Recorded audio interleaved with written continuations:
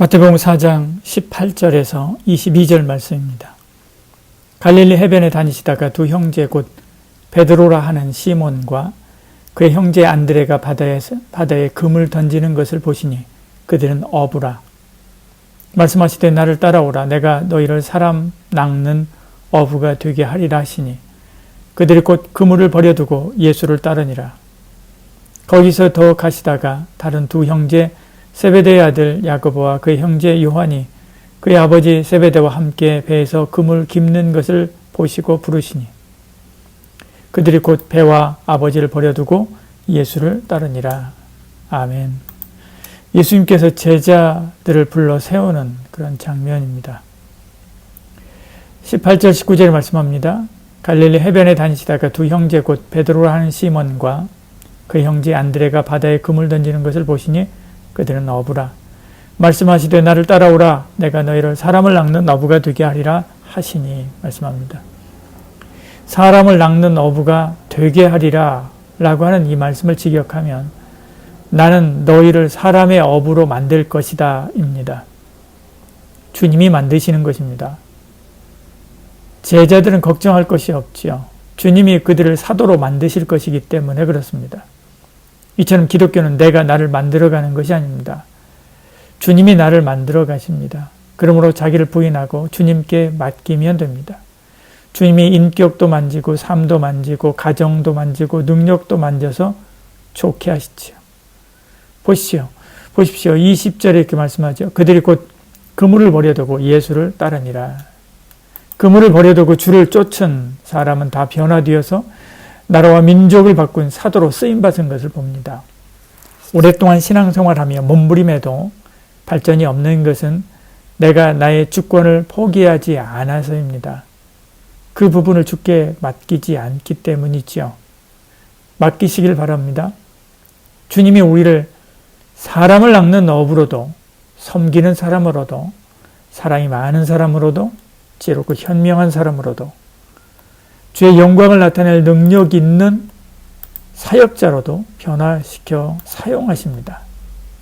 오늘도 나의 모든 것을 주께 맡기시기를 축복합니다. 기독교는 수련해서 자기 자신을 자기가 다듬어가는 그런 종교가 아니라 자기를 버리고 주께 맡김으로 주께서 자신을 다듬어 가도록 만드는 그런 종교입니다. 저와 여러분 모두가 다 주께 모든 것, 자신의 전인적인 모든 것들을 주께 맡기고 주를 쫓는, 그러므로 우리가 날마다 그리스도의 장성한 분량에 이르기까지 성장해가는 은혜가 있기를 축복합니다. 주님을 따르는 것은 가장 중요한 일이지요. 21절, 22절에 말씀합니다. 거기서 더 가시다가 다른 두 형제 곧 세베대의 아들 야고보와 그의 형제 요한이 그의 아버지 세베대와 함께 배에서 그물 깁는 것을 보시고 부르시니 그들이 곧 배와 아버지를 버려두고 예수를 따르니라. 세베대의 아들들은 배와 아버지를 버려두고 따랐습니다. 아버지가 아무것도 아니라는 뜻이 아닙니다. 가장 중요한 것, 복음이신 주님이 귀하다는 것을 발견하기 때문입니다. 그것을 우선한다는 말입니다.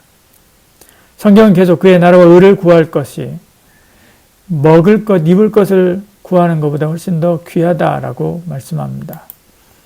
부모와 처자와 전토보다 그리스도가 더 중요하다라고 말씀합니다. 아브라함이 본토 친척 아비집을 떠나 믿음의 나라를 세우고 조상이 되었습니다. 엘리사가 밭갈던 소를 번제로 하나님께 드리고 엘리야를 따랐습니다. 바울이 자기 생명을 버리고 주를 따랐습니다. 그러고도 인생 마지막에 전혀 후회 없다라고 말합니다. 사도행전 20장 24절에 말씀하죠. 내가 달려갈 길과 주 예수께 받은 사명 곧 하나님의 은혜의 복음을 증언하는 일을 마치려 하면 나의 생명조차 조금 더 귀한 것으로 여기지 아니하노라.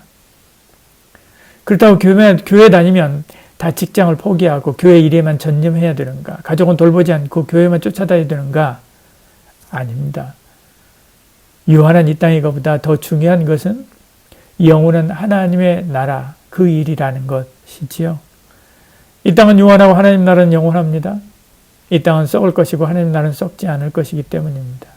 이 땅의 것은 욕되는 것이지만 하나님의 나라는 영광스러운 것이고 이 땅의 것은 약한 것이고 하나님 나라는 강한 것이기 때문에 그렇습니다. 이 땅의 것은 육이고 하나님 나라는 신령한 몸으로 다시 살 것이기 때문입니다.